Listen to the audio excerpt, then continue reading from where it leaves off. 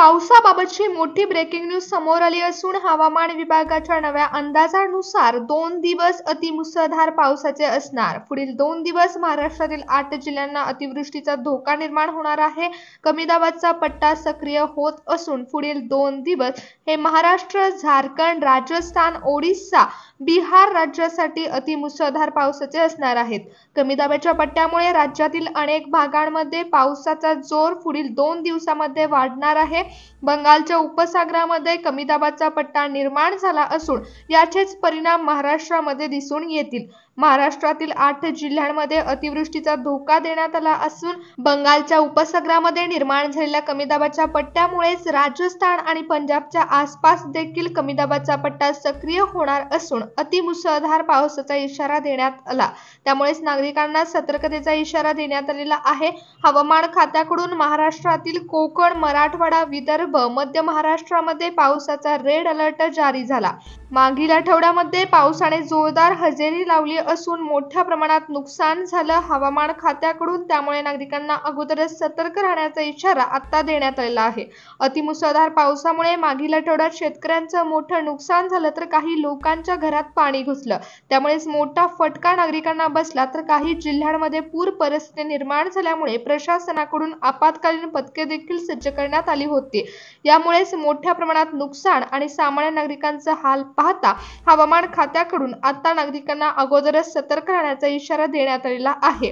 अतिमुसळधार पावसामुळे मागील आठवड्यात शेतकऱ्यांचं मोठं नुकसान झालं तर काही लोकांच्या घरात पाणी घुसलं। त्यामुळेच हवामान खात्याकडून आता अतिवृष्टीचा इशारा लवकर जाहीर करण्यात आलेला आहे। आधीच धरणे तुडुंब भरली असून नदीपात्रामध्ये मोठा विसर्ग करण्यात येत आहे। त्यातच आता पुन्हा एकदा अतिवृष्टीचा धोका असल्यामुळे महाराष्ट्रामध्ये पुढील 2 दिवस हे संकटाचे असणार आहेत। महाराष्ट्रातील 8 जिल्ह्यांसाठी तर पुढचे 2 दिवस हे ढगफुटी सदृश्य पावसाचे आहेत आणि काही जिल्ह्यांमध्ये पूर परिस्थिती निर्माण होण्याची शक्यता देखील वर्तवली जात आहे। बंगालच्या उपसागरामध्ये निर्माण झालेल्या परिस्थितीमुळेच महाराष्ट्रासह सिक्कीम राज्यात देखील जोरदार पावसाचा अंदाज वर्तवण्यात आला। त्याचबरोबर मध्य प्रदेश आणि छत्तीसगडमध्ये देखील अतिवृष्टीची शक्यता वर्तवण्यात आली। बंगालच्या उपसागरामध्ये जे कमी दाबाचे क्षेत्र निर्माण झालं आहे ते कमी दाबाचे क्षेत्र इतर भागांमध्ये देखील विस्तीर्ण होत आहे। याचाच परिणाम होऊन मोठा कमी दाबाचा पट्टा श्रीलंका ओलांडून अरबी समुद्रामार्गे महाराष्ट्रातील 8 जिल्ह्यांकडे येणार आहे। त्याचबरोबर समुद्र किनारपट्टी भागांमध्ये देखील कमी दाबाचा पट्टा हा जास्त तीव्र होणार आहे। या ठिकाणी चक्रीवादळाची परिस्थिती देखील निर्माण होऊ शकते असा अंदाज वर्तवण्यात येत आहे। विरुद्ध दिशेने वाहणाऱ्या चक्राकार वाऱ्याची स्थिती ही समुद्र किनारपट्टीच्या भागांमध्ये निर्माण होऊ शकते। चक्रीवादळाचा धोका निर्माण होणार असल्यामुळे मच्छीमारी करणाऱ्या लोकांसाठी प्रशासनाकडून सूचना देण्यात आल्या आहेत। त्याचबरोबर पंजाब, हरियाणा, दिल्ली, उत्तराखंड आणि जम्मू काश्मीरमध्ये पावसाचा अलर्ट देण्यात आला आहे। नागरिकांना सतर्कतेचे आवाहन प्रशासनाकडून करण्यात आले। पावसाचं प्रमाण सर्व ठिकाणी सारखं नसणार आहे। काही भागांमध्ये अतिवृष्टीचा पाऊस होणार आहे तर काही भागांमध्ये वादळी वारा सुटणार। ढगफुटी सदृश्य पावसाचा इशारा ज्या भागात देण्यात आला त्या भागांमध्ये मोठ्या प्रमाणात पाऊस पडणार असून अतिवृष्टी होऊन पूर परिस्थिती निर्माण होऊ शकते। मागील वेळेस पाऊस पडला त्यावेळी पावसाचा वेग हा जास्त होता। आता देखील 2 दिवसांमध्ये कमी दाबाचे क्षेत्र हे जास्तच तीव्र होणार आहे। त्यामुळे अतिमुसळधार पावसाची शक्यता आणि त्यात वादळी वाऱ्याचा धोका यामुळे नागरिकांना मोठ्या संकटाला सामोरं जावं लागू शकतं। वादळी वाऱ्याचा वेग हा देखील 120 किमीच्या वरती असणार आहे। वाऱ्याचा वेग हा प्रचंड असणार आहे। सुरुवातीला वाऱ्याचा वेग हा 70 किमी प्रति तास असू शकतो।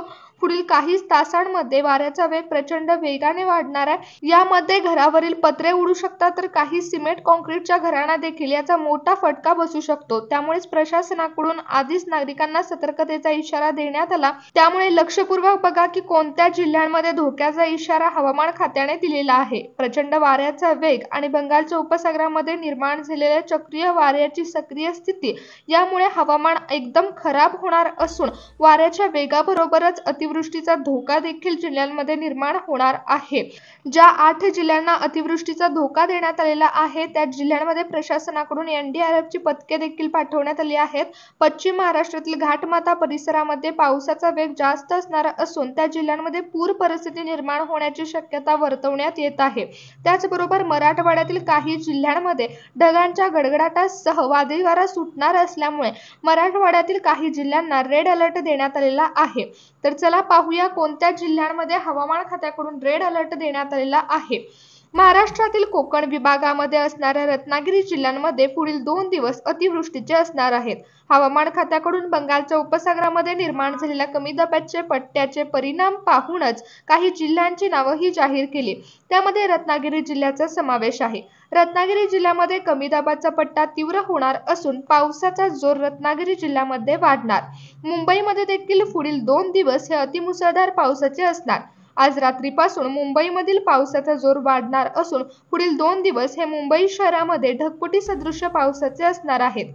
मराठवाडा भागातील जालना जिल्ह्यामध्ये ढगांच्या गडगडाटासह पावसाचा इशारा हवामान खात्याने दिला। जालना जिल्ह्यामध्ये वादळी वारा सुटणार असून वादळी वाऱ्यासह मुसळधार पाऊस जालना जिल्ह्यामध्ये पडणार। जालना जिल्ह्याला देखील पावसाचा अलर्ट देण्यात आला। रायगड जिल्ह्यामध्ये कमी दाबाचा पट्टा विस्तीर्ण होणार आहे। कोकणातील रायगड जिल्ह्यावर मुसळधार पावसाचे संकट पुढील 2 दिवसांसाठी असणार। पावसाचा जोर हा संध्याकाळपासून वाढणार असून काही तासांमध्ये ढगफुटी सदृश पाऊस रायगड जिल्ह्यामध्ये पडणार। विदर्भ भागामध्ये वादळी वारा सुटणार आहे। हवामान खात्याकडून धोक्याचा इशारा विदर्भ जिल्ह्याला देण्यात आला। विदर्भातील नागपूर जिल्ह्यामध्ये विजांच्या कडकडाटासह वादळी वारा सुटणार असून 24 तास हे विदर्भासाठी धोक्याचे असणार। त्यानंतरचा पुढील जिल्हा आहे तो म्हणजे धाराशिव जिल्हा। धाराशिव जिल्ह्यामध्ये देखील मोठ्या प्रमाणात वादळी वारा सुटणार आहे। पावसाचा वेग जास्त असून पावसाच्या सरीसोबत धाराशिव जिल्ह्यामध्ये वादळी वारा सुटणार। यवतमाळ जिल्ह्यामध्ये देखील पुढील 2 दिवस हे पावसाचे असणार। यवतमाळ जिल्ह्यामध्ये विजांचा कडकडाट मोठ्या प्रमाणात होणार असून वादळी वारा देखील यवतमाळ जिल्ह्यामध्ये सुटणार आहे। त्यामुळेच यवतमाळ जिल्ह्याला हवामान खात्याकडून वादळी वाऱ्यासह पावसाचा इशारा देण्यात आला। ठाणे जिल्ह्यामध्ये पावसाचा वेग वाढणार। पावसाच्या सरी पुढील 2 दिवस ठाणे जिल्ह्यामध्ये कोसळणार। विजांच्या कडकडाटासह अतिमुसळधार पावसाचा इशारा ठाणे जिल्ह्याला देण्यात आला। पुढील 2 दिवस ठाणे जिल्ह्यामध्ये पावसाच्या सरी बरसणार असून नागरिकांना सतर्कतेचा इशारा देण्यात आला। या 8 जिल्ह्यांमध्ये हवामान खात्याकडून इशारा देण्यात आलेला आहे। काही जिल्ह्यांमध्ये अतिवृष्टीचा धोका आहे तर काही जिल्ह्यांमध्ये ढगफुटी सदृश पाऊस पडणार असून पूर परिस्थिती निर्माण होणार आहे। पुढील 2 दिवस हे धोक्याचे असणार आहेत तर काही जिल्ह्यांमध्ये 2 दिवस हे विजांच्या कडकडाटासह मुसळधार पावसाचे असणार आहेत। पावसामध्ये वादळी वारा देखील सुटणार आहे। वाऱ्याचा वेग प्रचंड असल्यामुळे जिल्ह्यांमध्ये सतर्कतेचा इशारा देण्यात आला। विदर्भ भागातील बुलढाणा, चंद्रपूर, गडचिरोली, गोंदिया अशा जिल्ह्यांमध्ये विजांचा कडकडाट आणि वादळी वारा सुटणार, पण या जिल्ह्यांना हवामान खात्याकडून येलो अलर्ट देण्यात आलेला आहे। ज्या जिल्ह्यांची नावे मी तुम्हाला मगाशी सांगितली होती त्या जिल्ह्यांना रेड अलर्ट देण्यात आला होता आणि त्या जिल्ह्यांमध्ये धोक्याचा इशारा जास्त होता। पण विदर्भ भागातील भंडारा, चंद्रपूर, गोंदिया या जिल्ह्यांमध्ये विजांचा कडकडाट हा कमी प्रमाणात होणार असल्यामुळेच या जिल्ह्यांना येलो अलर्ट देण्यात आलेला आहे।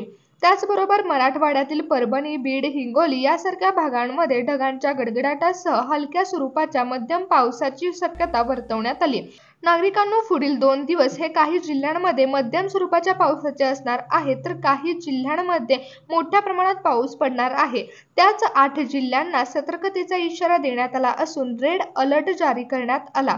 त्या जिल्ह्यांमध्ये ढगफुटी सदृश पाऊस पडणार असून पुढील 2 दिवस हे अतिवृष्टीचे असणार आहेत। त्यामुळे त्या भागांमध्ये पूर परिस्थिती देखील निर्माण होऊ शकते। म्हणूनच नागरिकांना सतर्कतेचा इशारा हवामान खात्याकडून देण्यात आलेला आहे।